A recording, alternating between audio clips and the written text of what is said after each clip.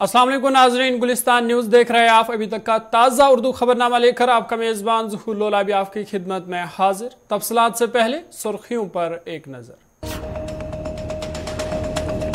Malik market Jammu में हालात मामूल पर। जम्मू कश्मीर में सरकार की इंहिदामी कार्रवाई बदस्तूर जारी।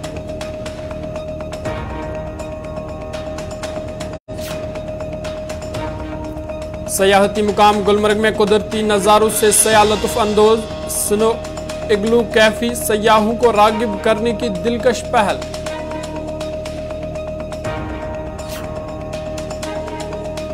वादी कश्मीर के शबाना दर्जा हरारत में नुमाया कमी। 9 फरवरी से वादी में बर्फबारी के इम्कानात। महकमा मौसमियात।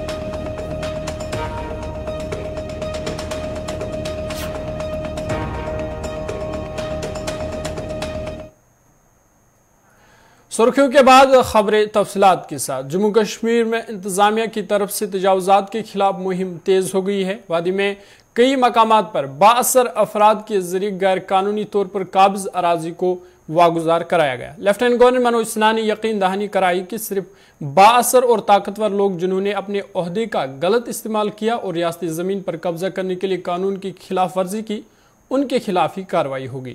ओहदेदारों ने बताया कि श्रीनगर में हमामा, पातशाही बाग, महजूर नगर और शाल्टिंग समेत कई मकामात से गैर कानूनी तजावुजात को हफ्ते को हटा दिया गया। उन्होंने कहा कि हमामा में 1 कनाल सरकारी जमीन को एक साबिक ब्यूरोक्रेट के कब्जे से आज़ाद कराया गया। इसके बाद एक और इंतजामी मुहिम कराला संगरी निशात में चलाई गई, जहां मारूफ एडवोकेट शबनम गनी लोन के मकान का गेट, एक व्यू पॉइंट और एक गार्ड रूम जो सरकारी अराजी पर बनाए गए थे उनको मुनहदिम किया गया। इधर हुकाम ने बटामालू में SMC की जानिब से मुंतकिल करदा अराजी पर शॉपिंग कम्प्लेक्स को हुकाम ने हफ्ते के रोज़ सील कर दिया। और ख़बर यह भी है कि आज भी जम्मू और श्रीनगर में कई सियासी और बाअसर लोगों के खिलाफ कार्रवाई की जाएगी। वाज़ेह है कि 14 जनवरी को जम्मू कश्मीर यूनियन टेरिटरी इंतजामिया ने सभी अजला के डिप्टी कमिश्नर्स को हिदायत जारी की थी कि वो रवा माह के आखिर तक सरकारी अराजी बशमूल रोशनी एक्ट के तहत कब्जा ली गई अराजी और काहचराई से 100% तजावुजात के खात्मे को यकीनी बनाए। इंतजामिया ने जिला तरक्याती कमिश्नर्स को इस ज़मीन में तालीमी और तफसीली रिपोर्ट पेश करने की भी हिदायत जारी की गई थी। तजावुजात को हटाए जाने के हवाले से वक्तन फ़ौक्तन जारी की जानी हिदायत का तज़किरा करते हुए कमिश्नर सेक्रेटरी विजय कुमार ने सभी डिप्टी कमिश्नर्स को हिदायत दी थी कि वो इस बात को यकीनी बनाए कि सरकारी अराजी बशमूल रोशनी एक्ट के तहत दी गई या कब्जा में ली गई ज़मीन और काहचराई पर तजावुजात को 100% यानी मुकम्मल तौर पर हटा दिया जाए। इधर जम्मू में कल हुए वाक़े के बाद पुरअमन हालात है और ख़बर यह भी है कि जम्मू में आज भी इंहिदामी कार्रवाई जारी रहेगी।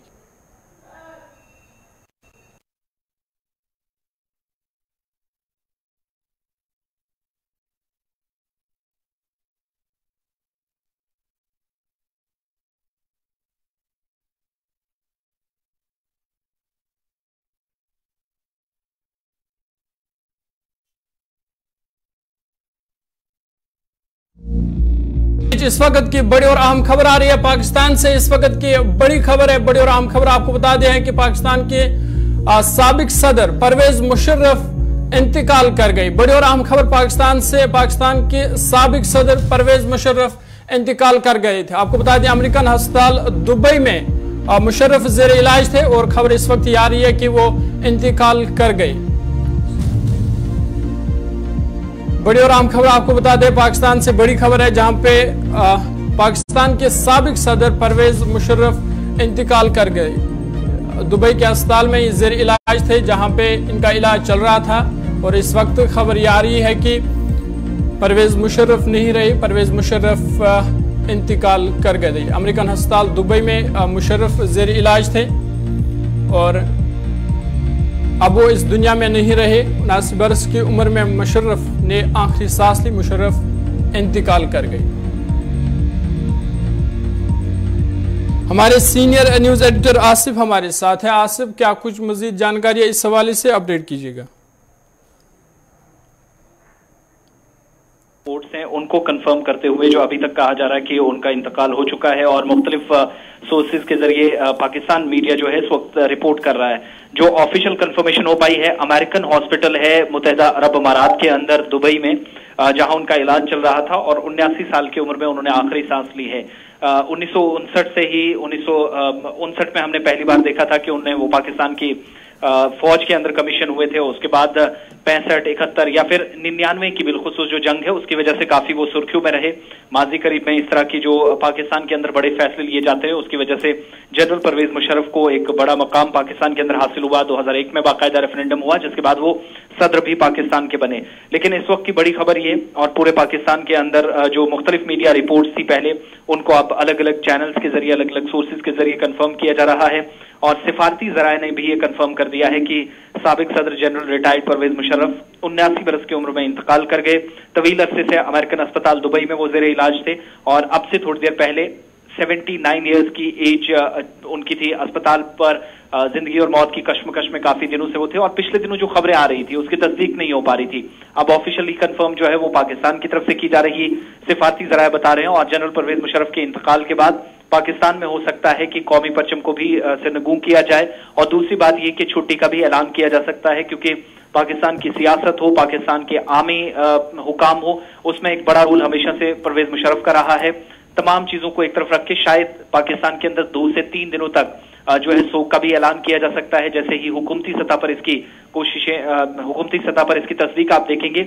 लेकिन फिलहाल इस वक्त जो बड़ी खबर है वो पाकिस्तान के फॉर्मर प्रेसिडेंट और जो रिटायर्ड आर्मी चीफ थे जनरल परवेज मुशर्रफ, उन्होंने आखिरी सांस अमेरिकन हॉस्पिटल दुबई में ली है। ज़हूर, आसिफ, क्या अहल खाना की तरफ से कोई बयान सामने आया है इसके आखिरी रसूमात के हवाले से, क्या कुछ जानकारी है? देखिए, मुख्तलिफ रिपोर्ट्स जो हैं, 2 तरह की रिपोर्ट्स हैं। एक ये कि जो उनके अहल खाना से बात हुई है, कुछ साथियों की या जो मुख्तलिफ हमारी फ्रेटर्निटी से लोग हैं उनकी बात हुई है, वो जो कंफर्म कर रहे हैं कि उनकी डेथ की कंफर्मेशन कर दी गई। फिर सिफारती सतह पर यह पता चला कि क्योंकि पाकिस्तान के अंदर भी सरकारी तौर पर भी इसकी तस्दीक की जानी थी, उन्होंने भी अब से थोड़ी देर पहले कंफर्म कर दिया है, जिसका मतलब यह है कि अहले खाना से खबर आने के बाद ही सरकारी सतह पर जो है वो अनाउंसमेंट हुई है। दूसरी बात यह है कि पाकिस्तान के अंदर उनकी तदफीन होगी या दुबई के अंदर ही, इस तरह की जो खबरें हैं उनके बीच जिस खबर की तस्दीक हो पा रही है कि शायद उन्हें पाकिस्तान वापस लाया जा सकता है, क्योंकि उनकी भी आखिरी ख्वाहिश थी कि पाकिस्तान के अंदर उन्हें दफनाया जाए। तो हो सकता है कि वक्त मुकर्रर किया जाए, दिन मुकर्रर किया जाए और उसके बाद उन्हें वापस पाकिस्तान भी लाया जा सकता है। लेकिन फिलहाल अभी जो कंफर्मेशन है वो डेथ की हो रही है, आखिरी सांस उन्होंने ली है, वो अमेरिकन हॉस्पिटल में थे यूएई के अंदर।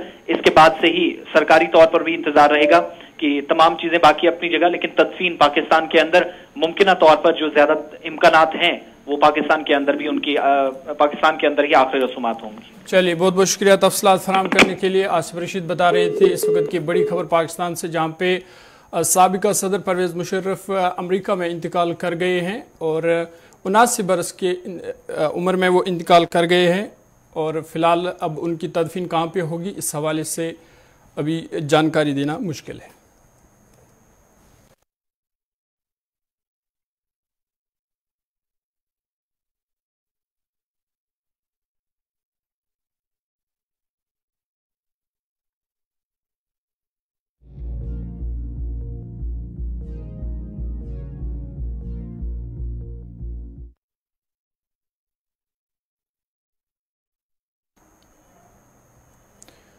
चलिए आगे बढ़ते हैं। इधर जम्मू के मलिक मार्केट में कल हुए वाक़े के बाद हालात पर काबू पा लिया गया है और खित्ते में अमन कानून की सूरत हाल बरकरार है। आपको बता दें, जम्मू कश्मीर की सरमाई राजधानी जम्मू में इंसदाद तजावुज़ात मुहिम के खिलाफ मर्द जन ने हफ्ते के रोज़ सड़कों पर आकर एहतजाज मुजाहरे किए। लोगों ने एलजी इंतजामिया से फौरी मुदाखलत की अपील की। इतला के मुताबिक मलिक मार्केट में इंतजामिया की इंतजामी कार्रवाई के दौरान लोगों की भीड़ जमा हुई, जिस दौरान पुलिस पर पथराव भी किया गया। इस हवाले से जिला इंतजामिया ने कहा कि इन लोगों को पहली नोटिस भेजी गई थी, ताहम वो मुकर्ररा वक्त तक कोई सबूत पेश नहीं कर पाए, जिसके बाद इंतजामिया ने उनके खिलाफ कार्रवाई की। उन्होंने इस मौके पर लोगों को यकीन दिलाया कि रिहायशी ढांचों, छोटे दुकानदारों और किसी मखसूस तबके के साथ कोई छेड़छाड़ नहीं होगी। उन्होंने कहा कि इंतजामी कार्रवाई सिर्फ उन लोगों के खिलाफ है जिन्होंने अपने असर रसूख का गलत इस्तेमाल किया। उन्होंने लोगों से ताउन की अपील की।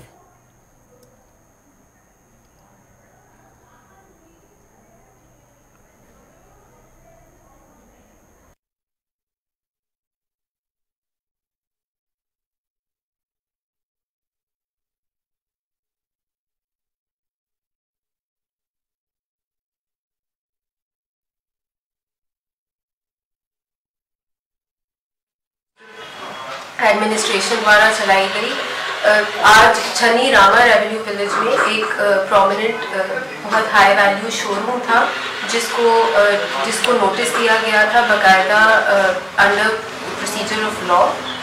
उन्होंने नोटिस पीरियड में कोई भी एक लीगल या रैशनल जस्टिफिकेशन नहीं दे पाए थे, इसीलिए आज ये एक्शन लिया गया था डिस्ट्रिक्ट एडमिनिस्ट्रेशन द्वारा। मैं एक बार ये ज़रूर क्लैरिफाई करना चाहूँगी कि एडमिनिस्ट्रेशन का, गवर्नमेंट का इरादा ये बिल्कुल भी नहीं है कि घरों को डिस्टर्ब करे या कोई छोटी कमर्शियल ऐसी अगर दुकान है जिस पे लोगों की लाइवलीहुड निर्भर है उसको डिस्टर्ब बिल्कुल नहीं किया जाएगा। और ये मैं अश्योर करती हूँ कि कोई भी ऐसे तबके के इंसान को नहीं डिस्टर्ब किया जाएगा जो अपने घर या अपनी लाइवलीहुड से कहीं बैठे हैं। ये जो ड्राइव है ये एक प्रो पीपल ड्राइव है, जैसा कि एडमिनिस्ट्रेशन ने और हमारी यहाँ लीडरशिप ने बार बार कहा है। ये एक प्रो पीपल ड्राइव है ताकि जो सालों से कुछ लोग गलत फायदा उठा रहे हैं स्टेट लैंड पे इलीगल कब्जा करके, ये ऐसे केसेस को टारगेट किया गया है। आज जैसा हमने देखा कुछ लॉ एंड ऑर्डर प्रॉब्लम हुई थी हाईवे पे, वो प्रॉब्लम जो है लॉ एंड ऑर्डर सिचुएशन बिल्कुल अंडर कंट्रोल है। मैं सबसे एक बार फिर से रिक्वेस्ट करूंगी कि ऐसी कोई स्थिति ना बनाए जहां पे कोई प्रोटेस्ट हो या लॉ एंड ऑर्डर हो, क्योंकि ये सारे जो स्टेप्स हैं ये लोगों के हित में लिए जा रहे हैं और स्टेट लैंड जो इविक्ट करके गवर्नमेंट को, सरकार को वापस मिले। चलिए जम्मू आपको लिए चलते हैं जहां हमारे साथी तंदीप कौर इस वक्त हमारे साथ है। तंदीप, आपसे जानना चाहेंगे कि जिस तरह हमने कल देखा कि मलिक मार्केट में हंगामा हुआ, लाठीचार्ज हुआ, और उसके बाद आपसे जानना चाहेंगे इस वक्त की ताज़ा सूरत हाल क्या है? इस वक्त की अगर बात की जाए तो इस वक्त पूरी सिचुएशन अंडर कंट्रोल नजर आ रही है। हर रोज इस तरह से लोग सुबह ताजी हवा लेने के लिए या अपने जरूरी सामान लेने के लिए बाहर निकलते हैं, वॉक के लिए बाहर निकलते हैं। उसी तरह का माहौल जो है आज भी यहाँ पर नजर आया। और यहाँ पर ये इस वक्त ग्राउंड जीरो से आपको पूरी तस्वीरें जो है वो मैं दिखाना चाहूंगी। ग्राउंड जीरो से आप साफ तस्वीरें देख सकते हैं कि यहाँ पर कोई भी कल जैसा माहौल जो है वो नजर कहीं पर भी नहीं आ रहा है। ये वो बिल्डिंग है जिस पर कल जो है बुलडोजर चलाया गया, जिसके बाद इस तरह का माहौल जम्मू में देखने को मिला। वहीं पर अभी भी यहाँ पर बीच बीच में पुलिस की तरफ से पेट्रोलिंग जो है वो जरूर देखने को मिल रही है कि आखिरकार अगर यहाँ पर कहीं पर भी लोग इकट्ठे होते हैं तो उन लोगों को जो है यहाँ से हटाया जाए। कहीं पर भी लोगों को इकट्ठे होने की इजाजत जो है वो नहीं दी जा रही है। लेकिन यहाँ पर फिलहाल सिचुएशन जो है आज सुबह से बिल्कुल अंडर कंट्रोल नजर आ रही है। सुबह होते ही यहाँ पर सीआरपीएफ भी नजर आई थी, लेकिन उसके बाद उन्हें भी यहाँ से आउट कर दिया गया और उसके बाद लोगों ने अपनी दुकानें जो है वो भी खोली। हालांकि रोज जो है दुकानें सुबह 8 या 9 बजे तक खुल जाती है, लेकिन आज दुकानें खोलने में समय जरूर लगा। लेकिन हर रोज इस तरह से बिल्कुल शांतिपूर्ण माहौल देखने को मिलता है, वैसा ही एक माहौल यहाँ पर बिल्कुल साफ नजर आ रहा है। तंदीप, आपसे जानना चाहेंगे कि जिस तरह से आपने बताया कि सिक्योरिटी फोर्स, मजीद सिक्योरिटी फोर्स को वहां पे तैनात किया गया है, तो क्या जो कल की इंतजामी कार्रवाई थी, इंक्रोचमेंट ड्राइव थी, वो आज भी जारी रहेगी?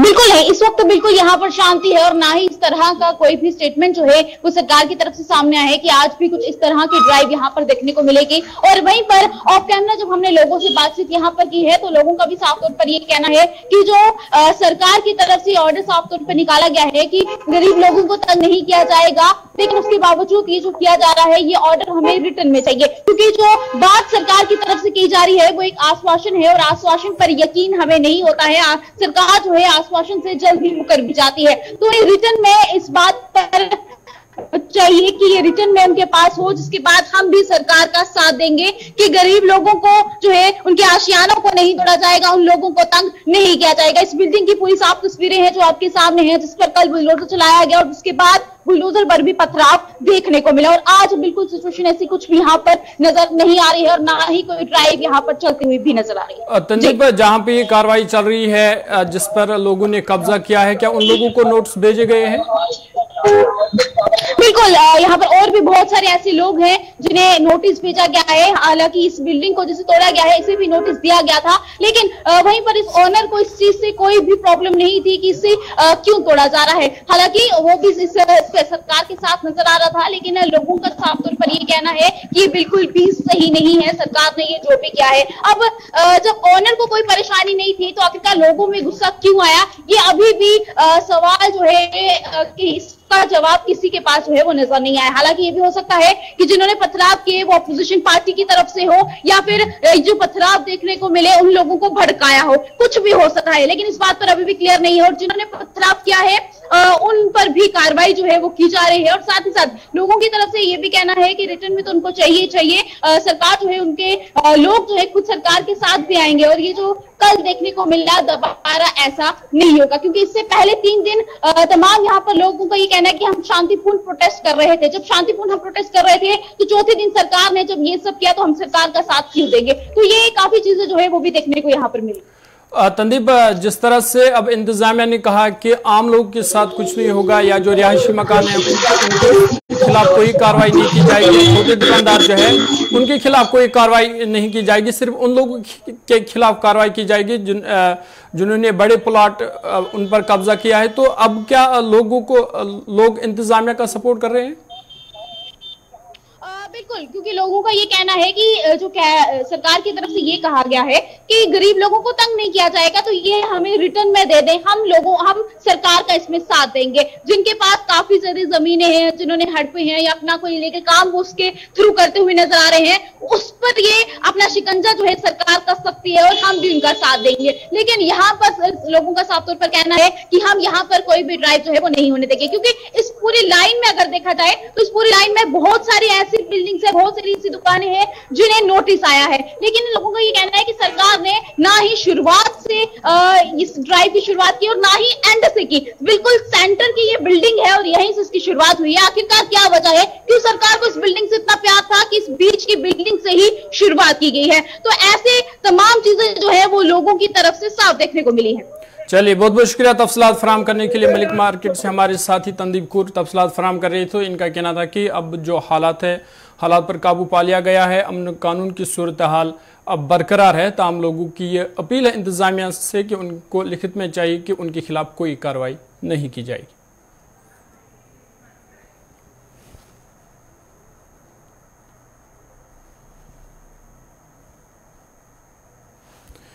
चलिए आगे बढ़ते हैं और एक बड़ी खबर जम्मू कश्मीर के हवाले से और एक बड़ी खबर आ रही है। आपको बता दें 10वीं 11वीं और 12वीं जमात के इम्तिहानात के लिए तैयारियां शुरू की गई है। बड़ी और अहम खबर, स्टेट बोर्ड ने 4 मार्च से इम्तिहानात लेने का फैसला किया और इस हवाले से 10वीं 11वीं 12वीं उनके लिए तैयारी शुरू की गई है। 2-3 दिनों में बताया जा रहा है कि डेट शीट भी इजरा किया जाएगा। बड़ी और आम खबर तालीमी इदारों के हवाले से और तालिब इल्मों के लिए बड़ी खबर, जहां पे 10वीं 11वीं और 12वीं जमात के इम्तिहानात के लिए जो तैयारियां है वो शुरू की गई है। State board of school education ने 4 मार्च से इम्तिहानात लेने का फैसला किया। 4 मार्च से इम्तिहान लिया जाएगा। 2-3 दिनों में मुख्तलिफ मज़ामीन की डेट शीट जो है वो भी जारी की जाएगी।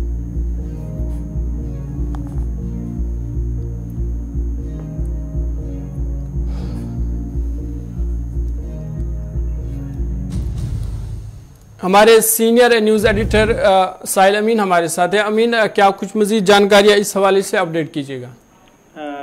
बिल्कुल ज़रूर। अगर हम बात करेंगे जेके बोस के हवाले से, तो जिस तरीके से ये खबर सामने आ रही है जिसमें कहा गया है कि 4 मार्च से अब बोर्ड ने बाज़ाब्ता तौर पर 3 क्लासेस के इम्तिहानात के हवाले से तैयारियां जो है वो शुरू कर दी है।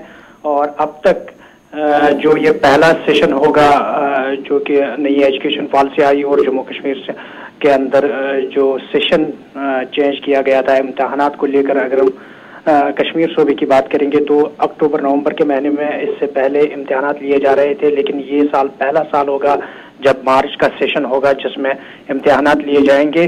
और 4 मार्च से बाज़ाब्ता तौर पर तैयारी की गई और बोर्ड हुकाम की जानिब से ये बात कही गई है कि मुख्तलिफ एंट्रेंस एग्जाम्स जो थे उनको मद्देनजर रखते हुए बोर्ड इंतजार कर रहा था कि किस तरीके से इनका शेड्यूल सामने आएगा। और उसके बाद बोर्ड ने फैसला लिया कि 4 मार्च से 10वीं 11वीं और 12वीं जमात के इम्तिहानात लिए जाएंगे। और सब्जेक्ट वाइज डेट शीट जो है वो निकाला जाएगा, ताकि जो तलबा इम्तिहानात में शिरकत करने जा रहे हैं उनके लिए आसानी होगी।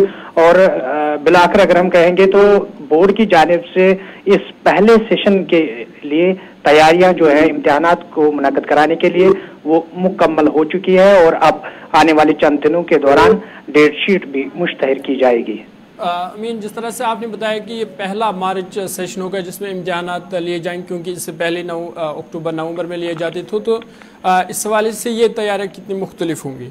बिल्कुल जोर, अगर हम बात करेंगे इन तैयारियों के हवाले से, जब हुकूमत जम्मू कश्मीर ने ये फैसला लिया था तो बहुत सारे माहिर तालीम जो है उनकी जानिब से एतराज़ात भी सामने आए थे, और उनके ओपिनियन जो है वो भी सामने आई थी कि जम्मू कश्मीर इंतज़ामिया जिस तरीके से ये फैसला ले रही है उससे न सिर्फ तलबा की पढ़ाई मुतासर हो सकती है, बल्कि महकमा तालीम के लोग जो है उन पे भी जिम्मेदारियां काफ़ी बढ़ जाएंगी। तो ये पहला तजुर्बा होगा न सिर्फ बोर्ड के लिए, बल्कि जो बोर्ड के साथ मुंसलिक और महकमा तालीम के साथ मुंसलिक लोग हैं उसके साथ साथ सबसे ज्यादा जो कठिन मामला है वो तलबा के लिए रहेगा, क्योंकि पहला सेशन मार्च में जब बच्चे तैयारियां करते थे कि स्कूल जाने की वर्दी या दूसरी चीजों के को लेकर, वहां पर उन्हें इम्तिहानात की तैयारी करनी होगी। ये सबके लिए एक बड़ा चैलेंज भी होगा, और इस चैलेंज को बोर्ड ने कबूल करते हुए अब बाकायदा तौर पर तैयारियां भी शुरू कर दी है। चलिए, बहुत बहुत शुक्रिया तफसीलात फराम करने के लिए। साहिल अमीन तफसीलात फराम कर रहे थे, तो इनका कहना था कि 10वीं, 11वीं और 12वीं जमात के इम्तिहानात के लिए तैयारियाँ शुरू की गई है, और ये इस साल का पहला मार्च सेशन होगा जिसमें ये इम्तिहानात लिए जाएंगे। और इस हवाले से खबर ये भी है कि मार्च तक डेट शीट इजरा भी किए जाएंगे।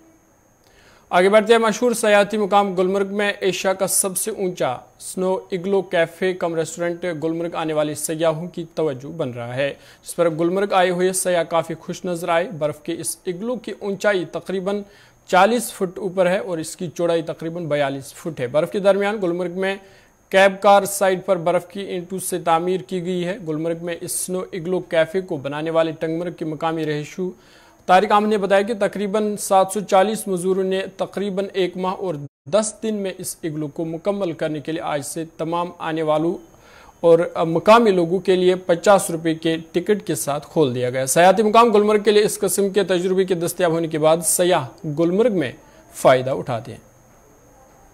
हम महाराष्ट्र से है और हम एक्चुअली इग्लूज़ को बहुत पसंद करते हैं, और ये सबसे बड़ा वाला है जो मैंने ज़िंदगी में देखा है, और असली वाला है। तो बहुत बहुत अच्छा एक्सपीरियंस है। अभी यहाँ पे आज इनॉग्रेशन है इग्लू का, तो जो भी टूरिस्ट आना चाहते हैं this is a great place to come. और यहाँ पे मैगी मिलता है, चाय मिलता है। एक्चुअली मैंने इससे पहले एक रियल लाइफ इग्लू देखा नहीं है, तो दिस इज़ मुझे लगता है फर्स्ट ऑफ इट्स काइंड। तो इट्स वेरी बिग, बहुत बड़ा इग्लू है पहले तो। और उन्होंने चेयर्स बनाए हैं, टेबल्स बनाए हैं, कश्मीरी कारपेट्स डाले हैं, कश्मीरी डेकोरेशन किया है। Very beautiful, one of the best igloos that I have seen. मेरा नाम ऋतिका है। इस वक्त हम अभी यहाँ पर इग्लू में हैं, इट्स इन गुलमर्ग, एंड ये बहुत ही सुंदर है। जैसे हमने ये सब चीज़ें पहले केवल फोटोज़ में देखा है या फिर फॉरेन कंट्रीज़ में देखा है, बट ये अब हमारी ही कंट्री में है। एंड बेस्ट पार्ट इसका ये है कि इसको यहाँ के लोकल्स ने अपने हाथ से बनाया, इसमें कोई मशीन और ये सब यूज़ नहीं हुआ है। एंड ये 40 फीट टॉल है एंड इट्स वेरी ब्यूटीफुल। आप सबको यहाँ पे आना चाहिए एंड इसको देखना चाहिए। अब्दुल कायूम मंडल, कोलकाता से आया मैं। तो मैं यहाँ पे आया परसों दिन, तो यह आज ओपनिंग हो रहा है, सुन के हम एक दिन ज़्यादा रुक गए। सुना है वर्ल्ड लार्जेस्ट इग्लू है, इसलिए रुक गए यहाँ पे। वो बहुत अच्छा है, बहुत सुंदर है, ये इंटरेस्ट के लिए रुक गए यहाँ। बहुत बढ़िया है। आप जो भी लोग कश्मीर आते हैं, हम ये बोलेंगे जो वर्ल्ड लार्जेस्ट इग्लू देखने के लिए गुलमर्ग आना ही पड़ेगा ना। मेरा नाम शहादुद्दीन है, हम भी कोलकाता। जम्मू के मड ब्लॉक में नहर की सफाई न होने से किसान परेशान है। मुकामी काश्तकारों ने शिकायत करते हुए कहा कि कबल अज़ वक़्त नहर को बंद कर दिया गया और तामीराती काम भी नामुकम्मल होने से इन्हें काश्तकारी में शदीद मुश्किलात का सामना है। मड ब्लॉक के काश्तकारों के मुताबिक अगरचे मामला महकमा इरिगेशन व फ्लड कंट्रोल के अफसरान के नोटिस में भी लाया गया, ताहम ताहाल कोई इकदाम नहीं उठाया गया।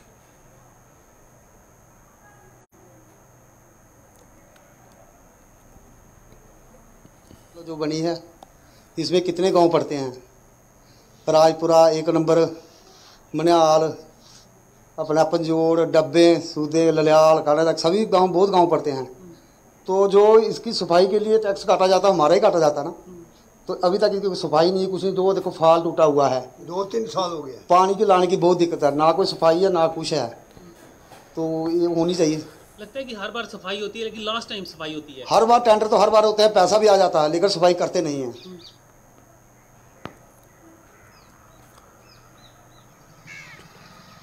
जब जिम्मेदार जो किसान लोग हैं, फार्मर हैं, उनको पानी की ज़रूरत होती है, तब ये सफाई करना शुरू करते हैं।